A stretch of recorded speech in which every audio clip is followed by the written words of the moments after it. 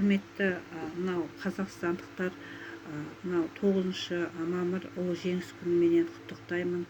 Мынау ұлы жеңіс күнінде жаңа табыстарға жетіңіздер. Менің де атам, әжем тірі болғанда осы жаңағы парадты тойлайтын еді, алайда ол жазбаған екен. Жатқан жерлері жайлы, иманды болсын атам, әжем.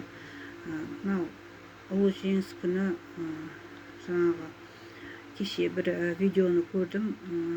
Мынау үлкен атаны жібермей мынау парадқа ұстап қалған полициялар, күзетшілер, әкімнің адамдары. Мен мынау атамның тырнағына жете алмай жылап отырмын қазір, әжем мен атамның. Енді кеудесінде медаль тұрғаннан кейін жіберуге болады ғой парадқа. Мынау қарғысын алды бекерге.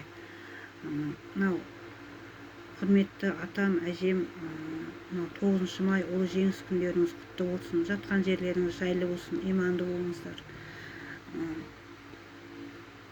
Жеңісті жақындатқан құрметті кісі болып қала бересіздер жүрегімде.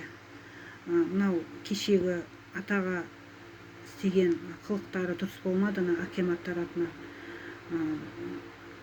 Бұл енді масқара жағдай деп мен ойлаймын. Өйткені себебі кеудесінде қаншама медальдары тұр. Парад болып жатыр. Парадқа жібермей сонша қорлап үлкен қария кісіні. Өздеріңізде қария боласыздар сондай. Соны ойламадыңыздар ма?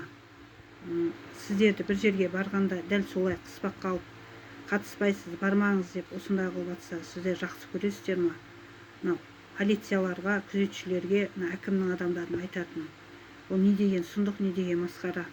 Мен атамның тырнағына жете алмай, әжемнің тырнағына жете алмай жылап отырмын қазір. Мысалы 9 май мейрамы, ол жеңіс күні құтты болсын деп айтуға барайын десем, атам, әжем жоқ. Мысалы, сіздер алдарыңызға барып тұрған соғыс ардагерін қуып жібергенсіздер. Ол не деген сұмдық, не деген масқара.